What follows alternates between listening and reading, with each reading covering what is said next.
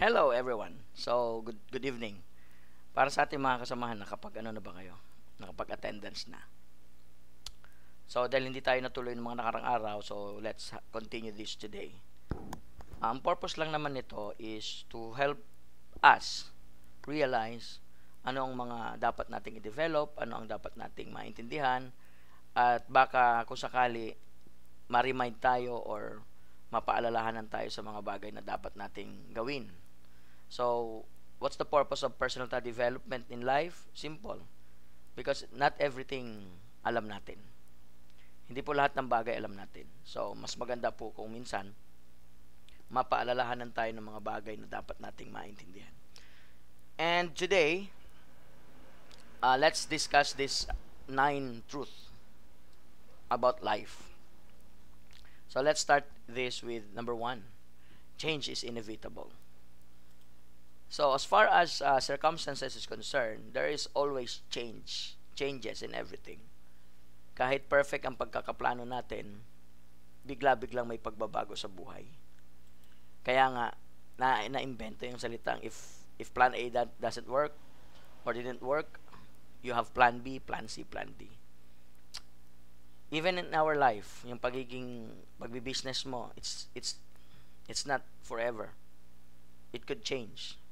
Even in your employment, it could change. In relationships sa family, it can change. Relationships sa friends, it can change. Change is inevitable. That's part of life. That's part of who we are, and that's part of, the everyday daily living.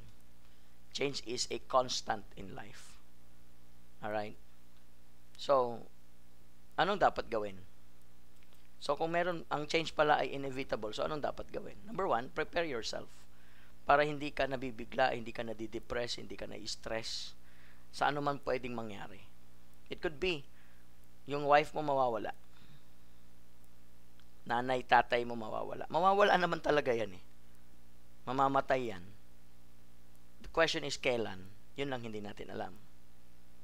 Or even ikaw, pwede kang mawala. Which is mawawala ka rin talaga. Ang question is, ready na ba? So, yan ang number 1. Let's get things ready. Paghandaan natin ang mga pagbabago sa buhay. Ang ekonomiya ngayon, pataas ng pataas. Dati, ang bigas, 18 pesos. Nabutan ko pa yun, 18, 15 pesos. Hinahanap ko ngayon 20 pesos na bigas eh. Meron ba kaya? Hindi pa ako nakakabili. Ngayon, 50 na. Ang banana Q, 8. Mabutan ko dati 8, 7, 5 piso. Ngayon 20. So, change is inevitable. Laging nagbabago. So, number 1 we have to do is to keep ourselves ready. Prepare ourselves, get ready for ourselves. Number 2, enjoy. Enjoy it. Feel it. Love it. Ganun talaga eh. May magagawa ba tayo? Kung binagyo tayo ng sunod-sunod na 3 araw, 3 bagyong magkakasunod, may magagawa ba tayo? Di ba wala? Kahit ano pa yaman at dami ng pera mo at kahit gaano ka pa katalino, wala makakapigil sa bagyo. Wala makakapigil sa pagbabago. Ang ganda na dati ng pamamahala, biglang may bagong presidente, nag-iba. Di ba? Nagbabago ang lahat. Ang ganda ng relasyon mo ng iyong asawa, biglang nag-iba. Siguro, magto-throwback ka, kompleto kayo, ngayon hiwa-hiwalay na kayo. Or, hiwa-hiwalay kayo dati, ngayon kompleto kayo. So, see, nagbabago ang lahat, guys. Nagbabago. So, kung ano man yung nasa harapan mo, kaysa ma-stress ka, i-enjoy mo na lang. Nangyari, wala kang pera, kaya mo lang i-afford, bumili ng tuyo, alangan naman magmukmuk ka dyan habang kumakain ka. Alangan naman lungkot na lungkot ka habang kumakain ka. So, ang gawin mo, ayusin mo yung kanin mo, lagyan mo ng isangag mo, tapos yung suka, isausaw mo siya yung tuyo, isausaw mo sa suka. And then feel it. Kung may kamatis, di sabayan mo, di kainin mo, masarap. So, that is positive attitude.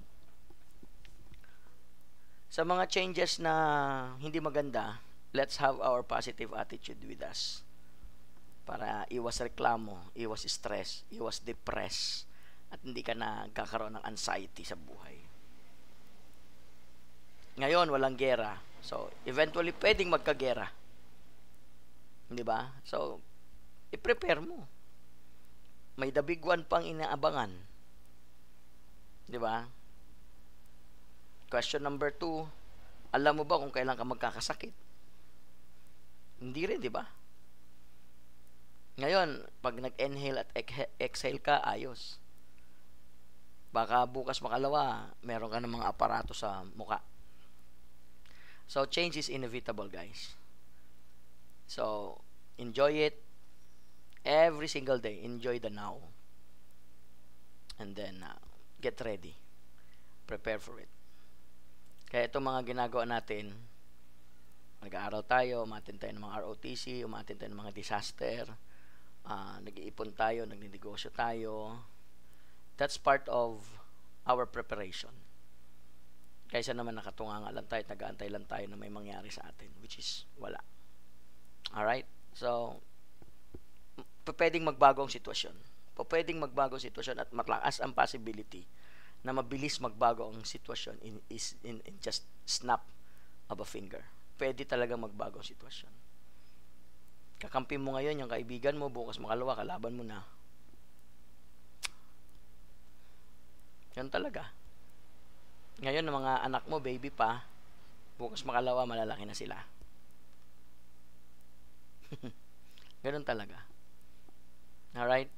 Nagdadrive pa ngayon sa lumang sasakyan, bukas bago na. Or baliktad, bago sasakyan, baka bukas luma naman. Everything can change. So, as I was saying, get ready on it and enjoy the now. Yung ngayon, enjoy mo. Second one is, perfection is a myth. Striving for perfection can be paralyzing. Uso ito ng mga sinaunang panahon. Gusto nila ganito mangyari sa kanila, gusto nila ang anak nila ganito, perfect according to plan.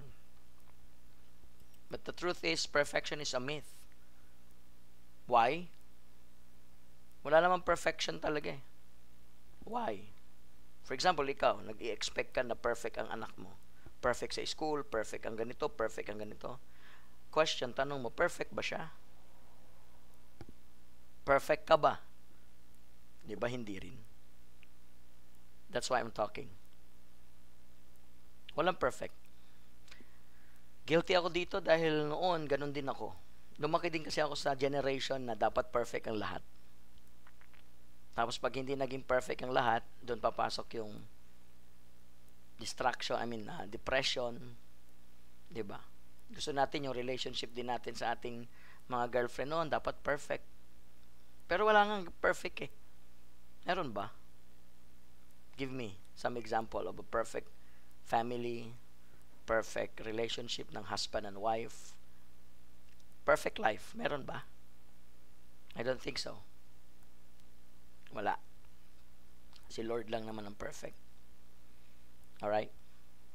So, stop thinking that everything is perfect because perfection is a myth. What can we do is to do what is right accordingly hanggang sa abot ng ating makakaya. But nonetheless, we cannot attain 100% perfections. So, minsan nadidiscourage ang magulang kapag kayong anak nila in-expect nila na makapagtapos ng pag-aaral and then eventually nagtanan. Yung iba naman expected nila ng ang kanilang mga anak ay summa cum laude, bla bla bla, ganon, and then hindi naman pala nag-e-excel. Gusto nila bugbugin. No, it's not. Diba? Accept the reality in life. Kasi yung perfection is just a idealistic attitude. It's an ideal thing. Na sana ganito. Nung tayo ay dalagat binata pa, 'di ba? Naghahanap tayo na sana ang mapapangasawa ko ganito, ganyan, ganito. And then eventually hindi naman nangyari 'yon. Bakit? Wala kasing perfect. All right? So stop thinking about perfection because perfection is a myth. Nadadala lang siguro tayo sa mga napapanood natin. Yung kasi napapanood natin, may mga director yan. May mga scriptwriter yan. Kaya parang gusto natin na maging perfect din ng ating life. Ikaw, ako, hindi naman ako perfect. Ikaw din, hindi. Mga anak mo, hindi. Boss mo, hindi rin perfect. Sitwasyon natin, hindi perfect. Presidente natin, hindi perfect. Diba? But we have a perfect God who can guide us to do right decision in life. Para kahit paano hindi man maging perfect ang lahat, at least kahit paano maiiwas-iwas natin sa kapalpakan sa buhay. Alright? So, stop judging others. Stop judging them kung ano kung anak niya nagtanan, ano kung and so on and so forth. That's their life. They are also striving to make it better. 'Di ba? And you have your own life. So, keep your own life. Kumbaga mind your own business. Kasi lahat tayo may pinagdadaanan na sitwasyon. Alright? Number 3. Your thought shapes your reality. Your mindset influences your action and outcomes. This is true. This is true. Okay? Nung nagbi-business counseling tayo sa DTI noon, teka lang inom muna akong juice. Kasi yung goji berry natin sa labas, masarap pala, dito nakalagay. Nung nagbi-business counseling tayo dati, I always tell my clients na the first thing that you have to learn or to have to prepare in business is hindi lang capital, hindi lang strategic location, kundi yung mindset. Hindi kasi dahil nakita mong umuunlad yung business ng iba, pwede mo nang gayahin. Kasi napakahirap pumasok sa business kung hindi proper ang iyong mindset. Your thoughts shape your reality.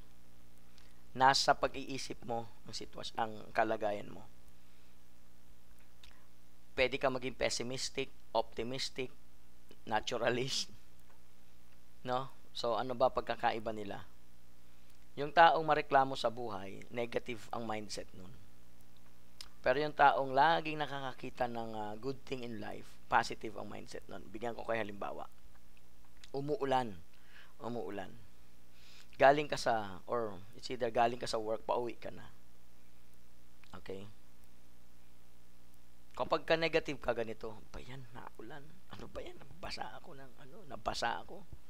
Ano ba yan? Di ba? Puro reklamo. Yung isa naman, no choice naman talaga siya, mababasa at mababasa siya kahit anong gawin niya.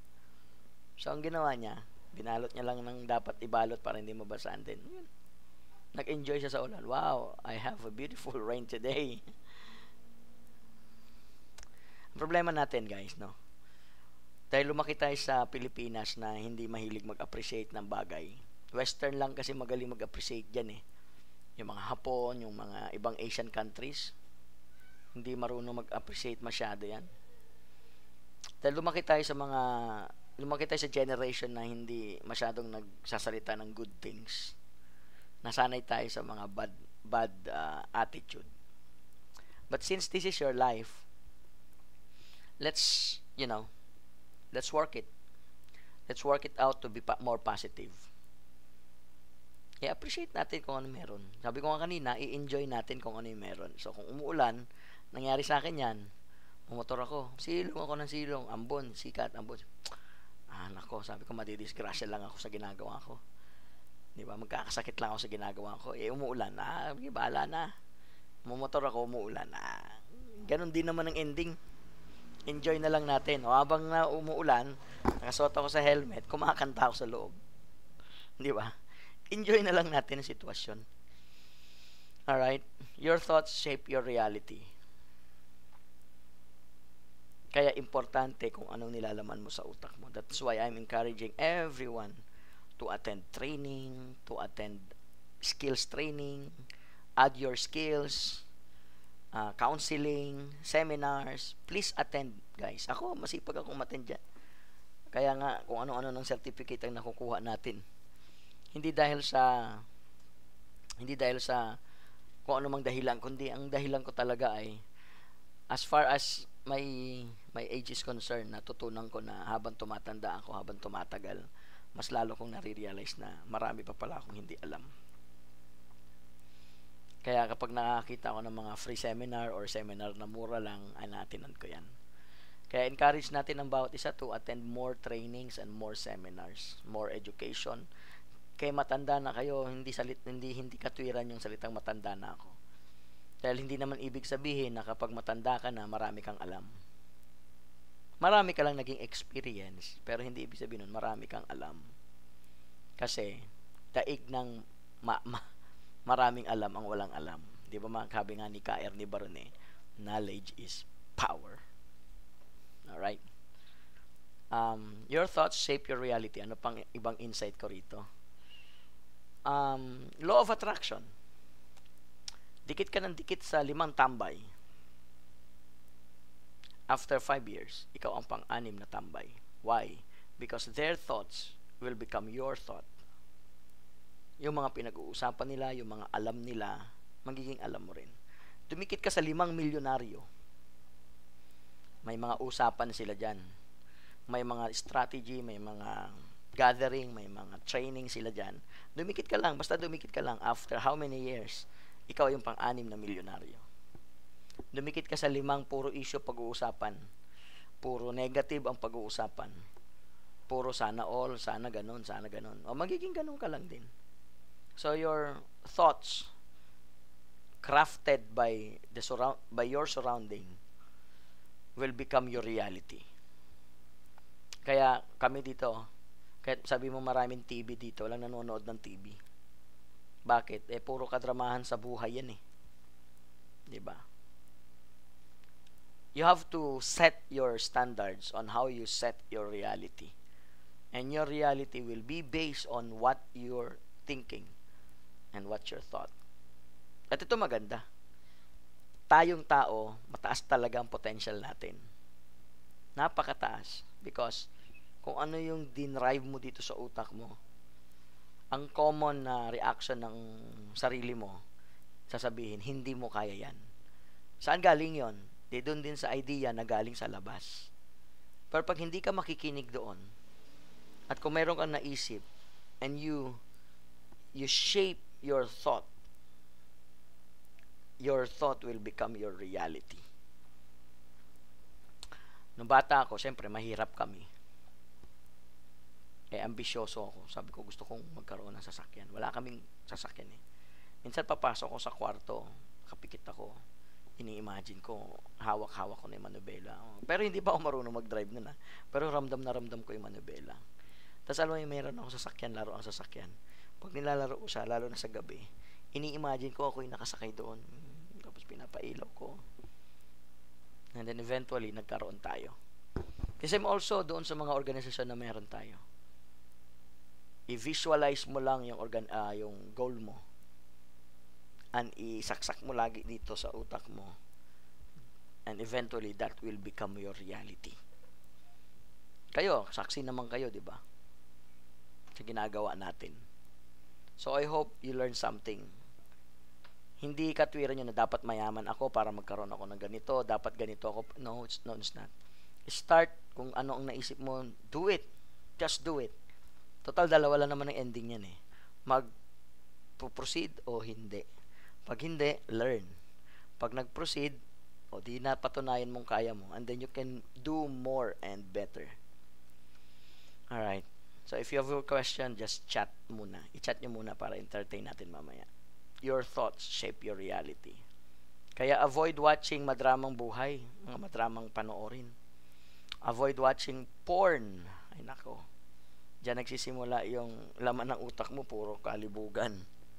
Avoid watching yung mga, minsan hindi na rin nanonood ng balita. Kasi puro bad news yung napapanood natin. Kaya minsan yung gising mo, bad news na rin. Diba? Bad trip ka na din.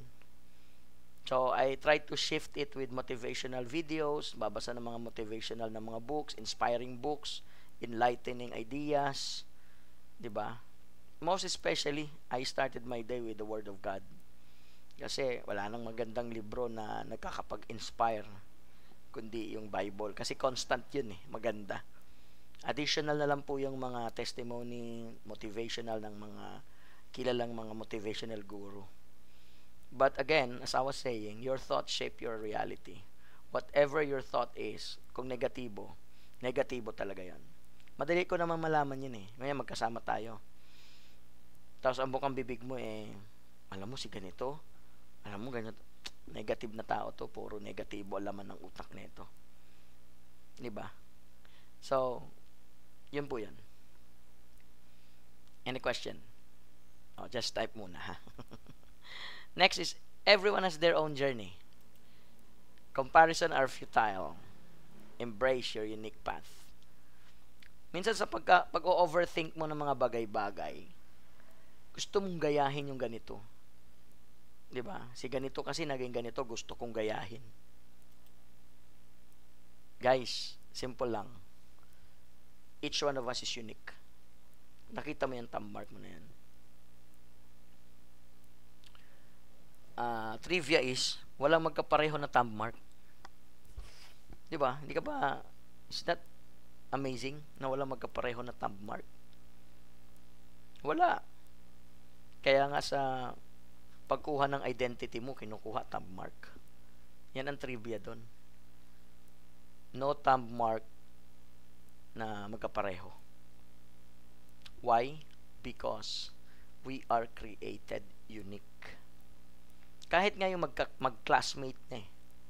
Classmate na ng elementary, high school, college, parehas kunyari ng pinasok, sundalo. Ang ending pa rin nun magkaiba eh. Everyone has their own journey. Ganun din ang pagpapalaki sa mga anak. Huwag mong pare-parehasin. Pwede ka mag-set ng standard mo, but not necessarily may yan talaga magiging outcome. Kasi life offers different from your plans. Totoo yan. Kahit naman anong ipag-pray mo eh, kung hindi talaga yan ang kalooban at hindi talaga yan ang, you know what I mean? Walang pareho. Walang magkaparehong tao, walang magkaparehong result. Minsan nasasaktan tayo pag kinukumpara tayo. Minsan din gusto din natin ikumpara ang sarili natin sa iba. Kaya nalulungkot tayo kung hindi tayo katulad nila. Pero hindi. Iba ka, iba ako. Meron kang kakayanan na wala ako. Meron din akong kakayanan na wala ka. Magkaiba tayo. Kaya nga, napakaganda kapag nagsama-sama tayo dahil we have unity in diversity. Magkakaiba tayo. Just like this body. Hindi pwedeng sabihin ni mata sa ilong na naiingit ako sa'yo. Sana maging katulad mo ako. No, it's not. Si ilong ay si ilong. Si mata ay si mata. Si dila ay si dila. So, meaning, meron tayong kanya-kanyang function sa community. Yung function mo, hindi katulad ng function ko. At ng sa iba. Eh, pag tinanong mo ako, paano ang function ng aking kapitbahay na puro critic na lang ang ginagawa sa akin? Yun din ang function nila sa'yo. Huwag kang mag-aalala. Ulitin ko, enjoy mo lang. Yung mga nanghuhusga sa'yo, yung mga nagmamaliit sa'yo, dati naiinis ako dyan. Oo naman, nakakainis naman talaga yung mga yan. Pero nagpapasalamat din ako dahil nakakatulong sila sa akin. Pag matured ka na pala, or sabi natin hindi pa naman o ganun ka mature, pero pagka tumagal ka na pala, you will never mind barking by the small dogs around. Kasi kapag in-entertain mo, lahat na lang ng magbabark sa'yo, walang mangyayari sa buhay mo. Just go on with your direction or goal. And let them bark. Wala din naman magbabago sa buhay mo. Unless pansinin mo sila, doon magbabago. Hindi, walang mangyayari sa'yo. Never mind them. Enjoy them. Baka kasi yan ang role nila. Kumbaga sa pelikula, yan ang kanilang ginagampan ng role. 'Di ba? So, let them. Pangalawa, yung mga namamaliit sa iyo, sa totoo lang, hindi rin naman ako makakarating sa kalagayan ko ngayon kung everything is comfort and everything is fine with the golden spoon noong araw. Kaya naman tayo nakarating din sa level natin ngayon kasi noong unang panahon, minaliit tayo, pinagsabihan tayo ng wala kang mararating, sinabihan tayo ng yabang-yabang, and so on and so forth. Negative man siya noon, pero na-realize mo ngayon na okay pala yun. Okay pala yun. Kaya itong mga young generation, ikaw, ako, tayong lahat, hindi natin alam kung ano ang ending pa nito eh. May mga journey pa tayong it will surprise us eventually. Kaya ngayon, habang kanya-kanya tayo ng journey. And for a while, nagko-cross lang yung landas natin. Hindi din natin alam kung hanggang kailan tayo magsasama. Pwede dito sa grupo natin, may iba sa inyo sasama ng matagal, pero may iba talaga hihiwalay. Diba? Ganon talaga eh. Kasi may journey ang bawat isa. At nagko-cross lang ang landas natin for a while. Yung for a while na yon, hindi ko alam kung gaano katagal yon. So, while accepting the fact that everything is temporary and everything is not perfect, let's also accept the fact na everyone has their own journey. Even you, even me, even your kids, everyone has their own journey. So, habang nagko-cross pa ang landas natin, sana wag tayong mag-away. Habang magkakasama tayo, wag tayong mag-create ng anumang hindi natin ikabubuti. Kasi temporary lang din po ang pagko-cross ng landas natin. Eventually, meron talagang iba na sasabay hanggang ilang taon, pero at the end of the day, mabibilang lang kung ilan talaga yung sasabay sa'yo hanggang dulo. And hopefully, ako hindi naman din ako nangangarap na magsama-sama tayo hanggang dulo eh. Lagi ko naman sinasabi kahit dyan kina Sarlen at kahit kinino na temporary lang ang mga bagay-bagay. Meron kayong kanya-kanyang journey. It so happen na nag-cross ang mga landas natin for a while. Hindi ba? Darating din naman ng araw, hiwa-hiwalay tayo. Sana, kung magkakahiwa-hiwalay man tayo, maghiwalay tayo ng maayos. Yun lang naman. Kasi, siyempre, nag-umpisa tayo ng maayos eh. Maghiwalay tayo ng maayos. Alright? Next. Failure is a stepping stone. Minsan kasi yung iba, pag nag-fail na, malungkot na. Na-depress na. Failure is a stepping stone. Every setback teaches valuable lessons that pave the way to success. Always remember this, guys. Ang formula ng success is failure. A lot of failures. Wala naman yung isang try success agad. Wala namang ganun. Diba? Sino ba yun? Bolton ba yun? Si Bolton, yung runner. Nag-train daw siya ng 5 years ba yun? He trained so hard every day. Mabit yung mga record ng mga runner. And then, tinry niya lang ng 8 minutes sa tournament. 5 years in preparation. After that, after so much failure. The same also with business. Huwag mo i-assess agad ang business after 1 month, 2 months, 3 months, 6 months, 1 year. Kasi according to study, it should be 3 to 5 years before you assess that kung okay ba yan o hindi. The same also in our life. Our life is a long journey of learning. Kaya nga, pag hindi tama yung ating thoughts, doon tayo nagkakaroon ng semplang-semplang. And kaya doon din tayo nakakapag-isip na, teka, ano ba ang natutunan ko rito? So you have to relearn, re-evaluate, diba? So that sa next future, wala tayong miscalculated actions. Sometimes we call it failure. But anyway, if failure comes, it's just a stepping stone to your road to success. Masakit ang feeling ng failure. And sometimes we need to learn on the hard way. Diba? So again, failure is stepping stone. Every setback teaches valuable lesson that pave the way to success. Kaya nga nagsama-sama tayo, nagmi-meeting tayo para maraming brain. Kasi baka yung experience ng isa, hindi pa na-experience ng isa, para makapag-share siya ng idea na, oops, teka, nagawa ko na yan. Parang ganun. Para hindi tayo mag-fail, tulungan natin, especially our organization, tulungan natin na hindi mag-fail. So, let's learn. Let's learn from one another. Alright, next is self-care is non-negotiable. Ano ibig sabihin nito? You can't pour from an empty cup. Self-care enables you to give your best to others. Ito yung lagi namin pinag-uusapan ni Kuya Vice. Ano yun?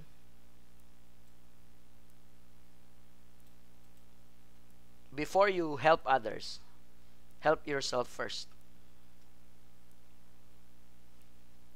Gets nyo? Self-care is non-negotiable. Ibig sabihin, you can pour from an empty cup. Self enables you to give your best to others. You cannot give what you don't have. Paano ka makakapagbigay ng love kung ikaw ay punong-puno ng bitterness? How can you share blessing kung wala namang blessing na dumadating sa'yo? How can you share wealth kung wala kang wealth? So, you have to prioritize yourself. Kaya nga, self-care is non-negotiable. Wag mong sabihin na sila muna bago ako. Kasi, alam nyo, meron tayong misconception eh. Sabi nila, gagawin ko ang lahat para sa anak ko. Walang problema sa pagmamahal sa anak. But the point is, kung napabayaan mo naman ang sarili mo, at kung naisagad mo na ang sarili mo, ano pang ibibigay mo? So, unahin mo ang sarili mo. Palaguin mo ang sarili mo. Paulit-ulit mong palaguin ang sarili mo. Kasi ang pangangailangan ng anak mo, forever yan hanggang tatay ka nila. At hanggang buhay ka, marami ding hihingi ng tulong sa'yo. At kung buhay ka rin, meron ka ring obligasyon sa lahat ng bagay na iyong pupuntahan. At kung hindi mo iingatan ng sarili mo, ano na lang ang mangyayari? Again, self-care is non-negotiable. Hindi na dapat pinagdidebatihan yan kung kailangan ko bang mag-aral o hindi. Hindi, sila na lang muna. Nangyayari na yan ng maraming beses. OFW siya, pinag-aral niya yung kanyang mga kapatid. Nung lumago ng kanyang mga kapatid, gusto niyang humingi ng tulong, wala na. Why? Inuna niya sila eh. Tapos sasabihin, masamang tao sila, bla bla bla bla bla bla. Nagkaroon lang tayo ng maling mindset na heroic mindset ba na kayo na muna, ako na ba? Di bali nang kayo okay, ako kawawa, parang ganun. So it should not be. I hope this organization, yung ating organization, makatulong sa pag-develop ng sarili. Kaya nga, kanino ko ba sinabi yon? Bago tayo gumawa ng community service sa iba, mag-community service muna tayo sa ating sarili. Ano ba mga kulang na dapat nating intindihin? Kaya nga, meron tayong ITIAP, meron tayong TESDA, meron tayong mga certificates, meron tayong additional learning, additional business, additional... Why? Hindi naman po pwedeng hugot ka ng hugot ng pera para itulong mo sa iba, pero ikaw, kulang at wala. Diba? Nagmumukha tayong hipokrito niyan. I hope you get what I mean. Diba? That's why, isa sa mga programa natin ay self-development. Itong program natin na to, itong lecture natin na to. Self-development ito. Para proper mind setting tayo. Mag-aral ka pa, hindi ibig sabihin matanda ka na, hindi ka na pwedeng mag-aral. Hindi mo alam alam mo na, hindi mo alam anong future meron. Meron iba, malay mo, may mga kakilala tayong hindi natin masabi. Kailangan ka, pero ang hinahanap may educational background. Sayang, kakilala pa naman natin. Kaya lang, ang requirements, dapat graduate. Yung mga ganun ba? So, wag natin pabayaan ang sarili natin. Hindi lang naman education ang tinutukoy ko. Mindset, influence, behavior, character, spirituality, financial. Let's learn to improve that every day. That's part of our self-care. Pag-iingat sa sarili. Pag-aalaga sa sarili. Kung mayroon pang ibang organisasyon na makakatulong sa pag-develop sa'yo, atinan mo, samahan mo. Huwag ka lang sumama talaga sa makakasira sa'yo. Kung ang organisasyon na to ay nakakatulong sa'yo, be proud of it. Kung alam mo namang ikasisira mo ang organisasyon na ito, hindi umalis ka. Ganun lang yun. Find your purpose para alam mo rin kung saan ka pupunta. Alright? Next is, time is precious. Prioritize what truly matters and make every moment count. Sa totoo lang, binabawasan ko na yung activity ko na nagsasayang ng oras. Sinisigurado ko na yung activity ko na inaatinan ay hindi sayang sa oras. When we say sayang sa oras, yung walang productivity ang ending ba? Sa mga nakakakilala, marami akong ginagalawan. So that includes religious activity, city hall, our organization, may karate, may ROTC, may reservice, family matters, may mga sinesettle din tayong ibang mga negosyo, and some investment. Why did I do that? Because I'm preparing for the worst to come. That is why my time is very precious. So I prioritize what truly matters and make every moment count. Yung pagdalo ba sa pananambahan, precious, significant, priority? Well, siguro sa iba hindi. But for me, nung na-convert ako, one of my priority is to have connection with my God and to study His Word and to reflect about my life and how God is faithful and great. Kasi marami ng tao na nagsasabing, pag sumunod ka sa akin, gaganda buhay mo. Pag sumama ka sa kumpanya na to, gaganda buhay mo. Pag sumama ka sa organisasyon, gaganda buhay mo. But at the end, false promises. Noong sumunod ako sa Panginoon, everything becomes okay. Everything becomes light and everything has a purpose. So makikita ninyo, kasama sa scheduling ko sa sarili ko, ang patungkol sa Panginoon.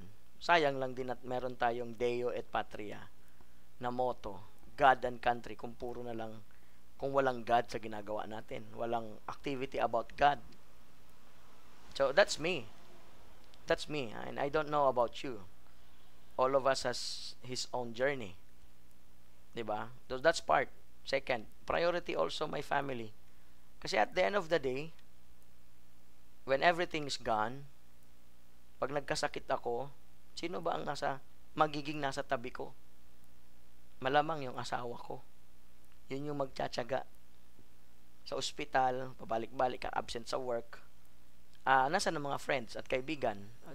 Papasyal, mag-aabot, siguro kung meron, but not necessarily nandyan sila 24 oras. Sino ang naandyan? Pamilya ko. Anak ko, asawa ko. That's why I'll also give time to them and they are also my priority in life. May business. Why? Para hindi tayo manghingi. Sa business mo kukunin yung pera mo. Your work.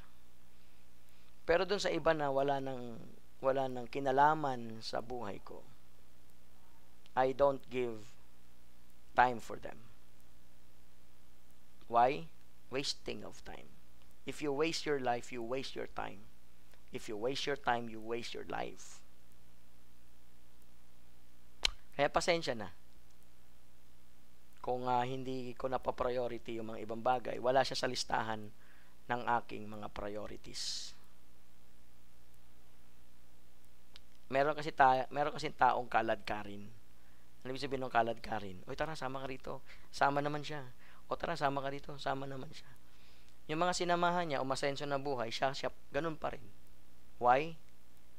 wasting of time. 'Di ba? Ako, I don't go with pasyal lang. I go with pasyal with work, pasyal with benefit, pasyal with trabaho. Because sa mundo natin ngayon, lahat ng bagay may presyo, may bayad, magastos. So, hindi po pwedeng mamasyal ako para, tatawa lang tayo. Kakain lang tayo, tatawa tayo. Pwede ko naman gawin sa bahay yung kakain at saka tatawa. Pero kung lalabas ako, sisiguraduhin ko na productive ang activity na yon. Or else, wag na lang.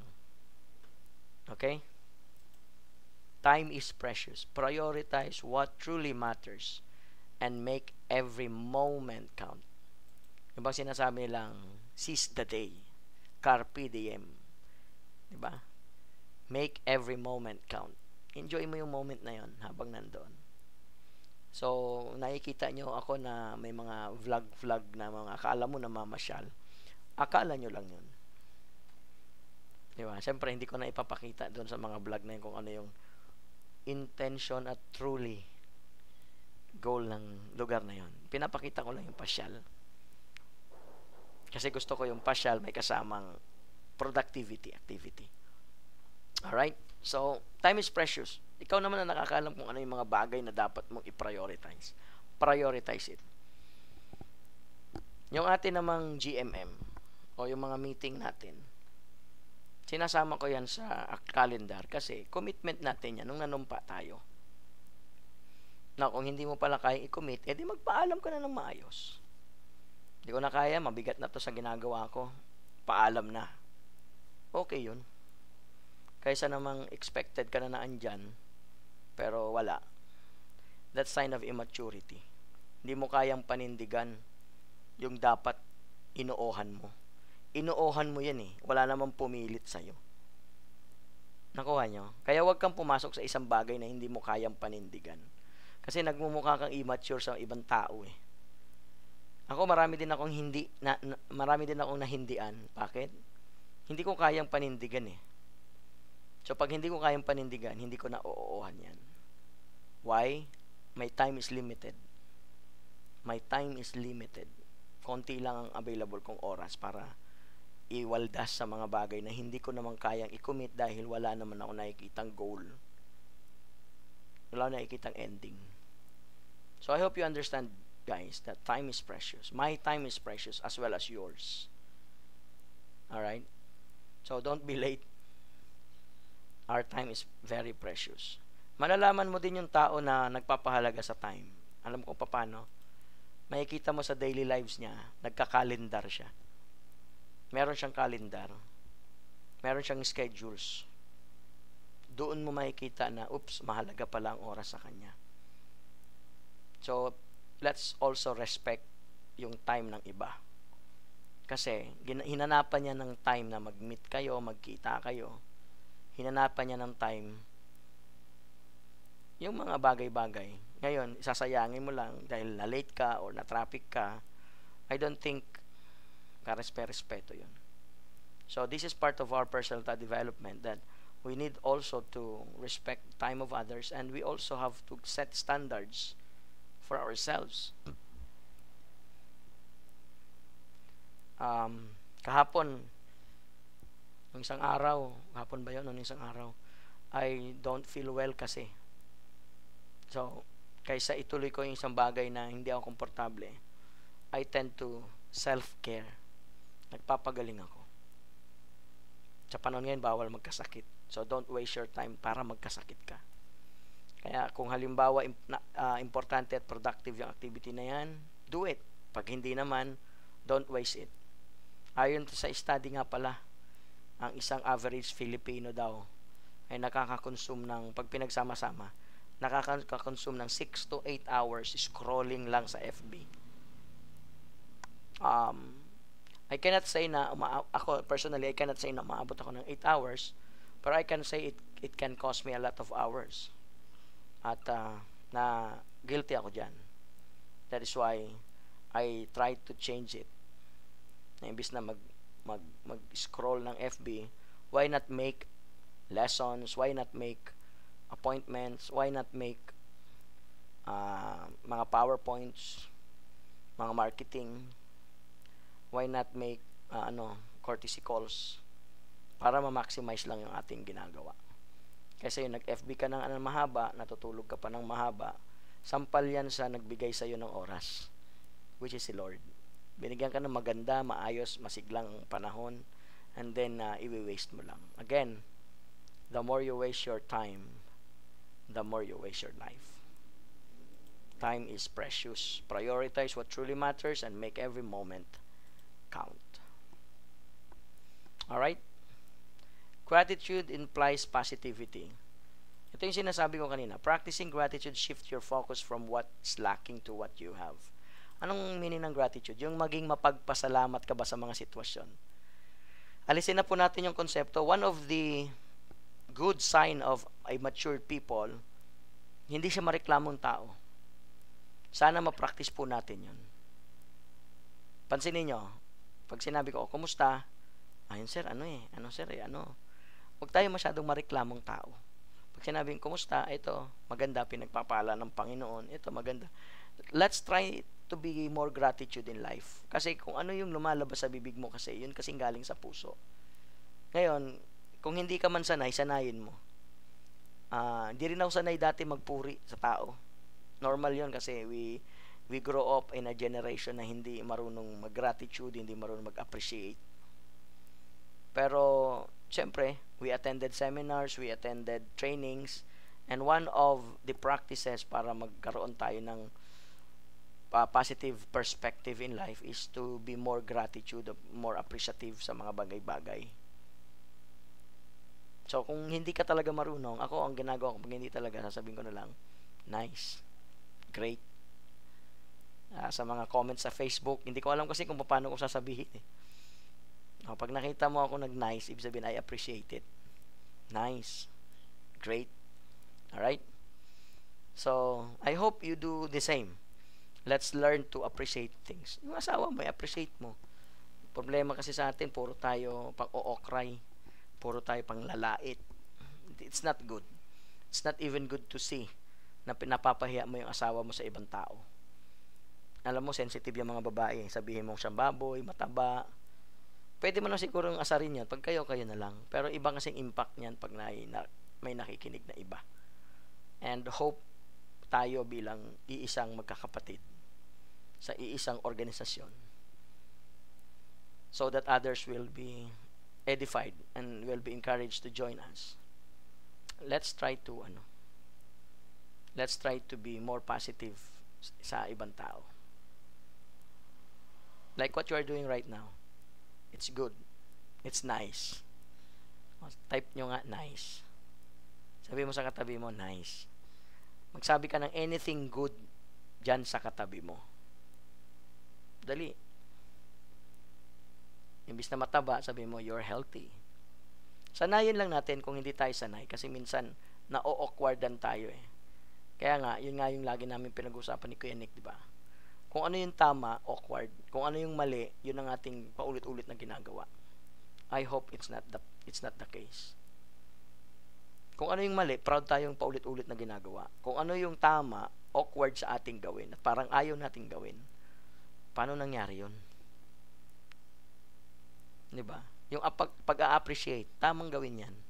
Pero bakit na-awkwardan tayong gawin yan? I love you, I'm sorry, you're good, you're beautiful, ang ganda mo ngayon. Pero yung mga pangit na salita, ang taba mo, ang pangit mo, ang baho mo, malis ka nga dyan, ang baho mo, madali lang nating bitawan. Di ka ba nakukonsensya dyan sa kasama mo na pinagtsatsagaan ka tapos pagsasabihan mo lang siya ng pangit na salita? I hope it helps. And please change that perspective or attitude in life na mareklamo tayo. Kung yung kasama mo na gumagawa ng mabuti sa'yo, wala kang masabing matino, how much more yung life natin na everything is always changing for the worst, challenging. So wala ka ring masasabing matino diyan sa buhay natin. Do you get the point?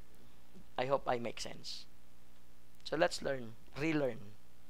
If in case hindi pa tayo natuto na, let's relearn again to say positive things sa sitwasyon. Kasi your words is powerful. Malaking bagay ang mga sinasabi mo. And how we deal with life and how we deal with this reality, malaking bagay ang words mo. So, I hope we can create more positive people. Dito sa ating grupo, try mo kayang magsalita ng mabuti sa kapwa. Subukan mong i-chat. Halimbawa, si Sarlene, nakita mo, kulot ang buhok. Wow, ang ganda naman ng kulot mong buhok. Nakita mo yung kasama mo mataba. Wow, ang sexy mo naman. Anyway, that's the point. Nakakapag-create ng positive aura, positive attitude, nakakapagpatawa if you appreciate things in a good manner.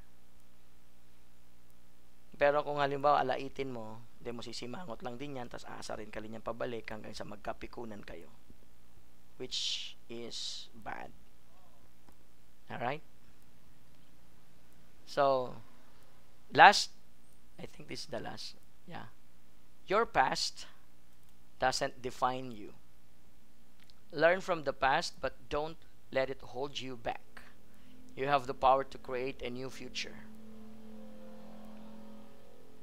Gets nyo?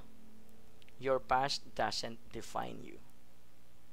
Lahat tayo mayroong past, of course. At marami din sa atin na yung mga past natin hindi kaya-aya. Of course. But that doesn't define us. It doesn't define you. Alright? Each of us has its own journey. So, ano gagawin natin sa mga pangit na past? Learn from the past, but don't let it hold you back. You have the power to create new future. So, this is the start. Meron ka daw kakayanan to create your new future. So, this is the start. Attend training, enroll sa mga education, upskills ka, dagdagan mo yung skills mo, connect with the right people, di ba? And then yung mga natutunan mo ng mga nakaraang panahon, alisin mo yung pangit, i-retain mo yung mabuti. Because your past doesn't define you. And now is the best time to relearn, reskills, upskills, and reevaluate your life para bukas sa ating pagharap, isang maayos na tao na ulit tayo. Alright, so I hope you learned something from all our lessons ngayong gabi. At please share this lesson sa iba para kahit papaano po makatulong ito sa inyo. Any questions so far? Meron pa ba tayong lesson? Wala na pala. Alright, so I hope you learned something from this lesson. And if you have any question, ayan o, may mga nagtatanong na. So, pakibasa na lang po mamaya. And let's discuss this. Ang purpose lang talaga dito sa mga lesson na to is to help our personality ma-develop into good things. Para marunong tayong humarap sa buhay na mas maagaan at mas wiser.